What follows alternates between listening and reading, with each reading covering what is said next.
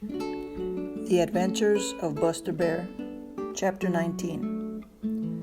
Buster Bear Has a Fine Time. Buster Bear was having the finest time he had had since he had came down from the great woods to live in the green forest.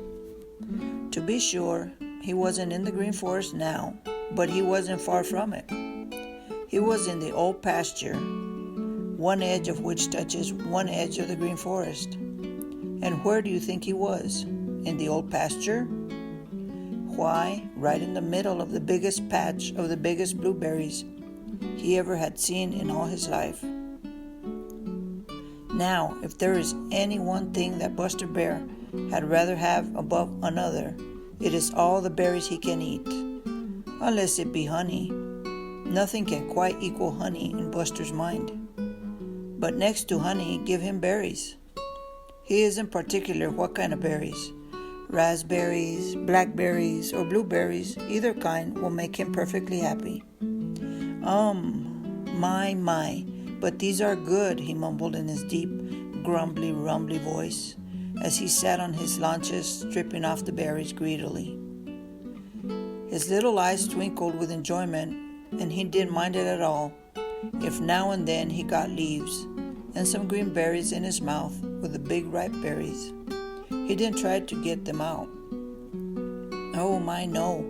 He just chomped them all up together and patted his stomach from sheer delight. Now Buster had reached the old pasture just as jolly round, red Mr. Sun had crept out of bed, and he had fully made up his mind that he would be back in the green forest before Mr. Sun had climbed very far up in the blue sky.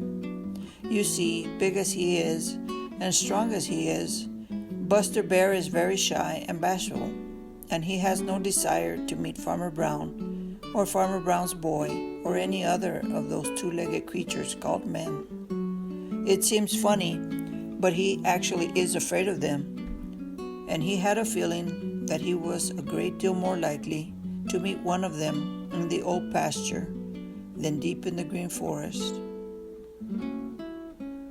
So when he started to look for berries, he made up his mind that he would eat what he could in a great hurry and get back to the green forest before Farmer Brown's boy was more than out of bed. But when he found those berries, he was so hungry that he forgot his fears and everything else. They tasted so good that he had just to eat and eat and eat. Now you know that Buster is a very big fellow, and it takes a lot to fill him up. He kept eating and eating and eating, and the more he ate, the more he wanted. You know how it is. So he wandered from one patch of berries to another in the old pasture, and never once thought of the time. Somehow time is the hardest thing in the world to remember when you are having a good time. Jolly round red Mr. Sun climbed higher and higher in the blue sky. He looked down on all the great world and saw all that was going on. He saw Buster Bear in the old pasture and smiled as he saw what a perfectly glorious time Buster was having. And he saw something else in the old pasture that made his smile broader. He saw Farmer Brown's boy filling a great tin pail with blueberries, and he knew that Farmer Brown's boy didn't know that Buster Bear was whereabout, and he knew that Buster Bear didn't know that Farmer Brown's boy was anywhere about. And somehow he felt very sure that he would see something funny happen if they should chance to meet. Mumbled Buster Bear with his mouth full, as he moved along to another patch of berries. And then he gave a little gasp of surprise and delight. Right in front of him was a shiny thing just full of the finest, biggest, bluest berries. There were no leaves or green ones there. Buster blinked his greedy little eyes rapidly and looked again. No, he wasn't dreaming. They were real berries, and all he had got to do was to help himself. Buster looked sharply at the shiny thing that held the berries. It seems perfectly harmless. He reached out a big paw and pushed it gently. It tipped over and spilled out a lot of the berries. Yes, it was perfectly harmless. Buster gave a little sigh of pure happiness. He would eat those berries to the last one, and then he would go home to the green forest. The end. The Adventures of Buster Bear, Chapter 20. Buster Bear carries off the pail of Farmer Brown's boy. The question is, did Buster Bear steal Farmer Brown's boy's pail? To steal is to take something which belongs to someone else.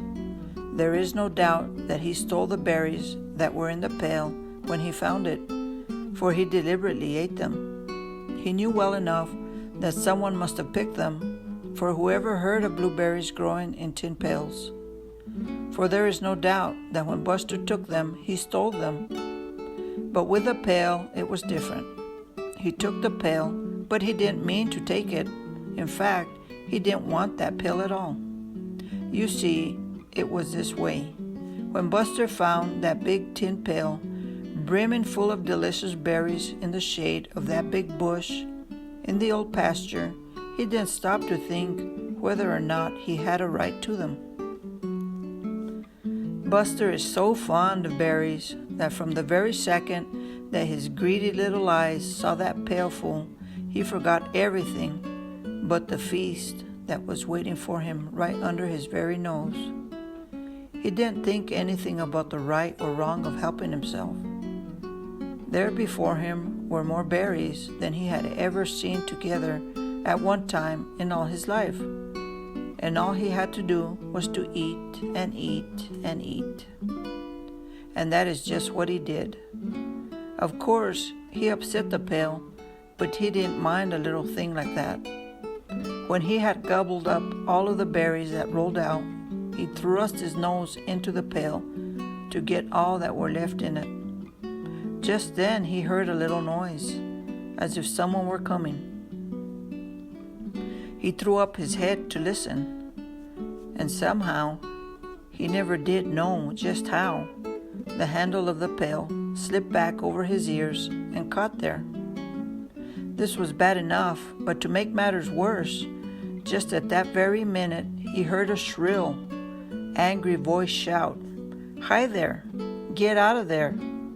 He didn't need to be told whose voice that was. It was the voice of Farmer Brown's boy. Right then and there, Buster Bear nearly had a fit. There was that awful pail fast over his head so that he couldn't see a thing. Of course, that meant that he couldn't run away, which was the thing of all things he most wanted to do. For big as he is and as strong as he is, Buster is very shy and bashful when human beings are around. He growled and whined and squealed. He tried to back out of the pail and couldn't. He tried to shake it off and couldn't. He tried to pull it off, but somehow he couldn't get a hold of it. Then there was another yell. If Buster hadn't been so frightened himself, he might have recognized that second yell as one of fright, for that is what it was. You see, Farmer Brown's boy had just discovered Buster Bear. When he had yelled the first time, he had supposed that it was one of the young cattle who live in the old pasture all summer. But when he saw Buster, he was just as badly frightened as Buster himself. In fact, he was so surprised and frightened even to run. After that second yell, he just stood still and stared. Buster clawed at that awful thing on his head more frantically than ever. Suddenly, it slipped off so that he could see. He gave one frightened look at Farmer Brown's boy, and then with a mighty woof, he started for the green forest as fast as his legs could take him. And this was very fast indeed, let me tell you. He didn't stop to pick out a path. He just crashed through the bushes as if there were nothing at all, just nothing at all. But the funniest thing of all is this: he took that pail with him. Yes, sir, Buster Bear ran away with a big tin pail of Farmer Brown's boy. You see, when it slipped off his head, the handle was still around his neck, and there he was running away with the pail hanging from his neck. He didn't want it. He would have given it anything to get rid of it, but it took because he couldn't help it. And that brings us back to the question, did Buster steal Farmer Brown boy's pail? What do you think? The end.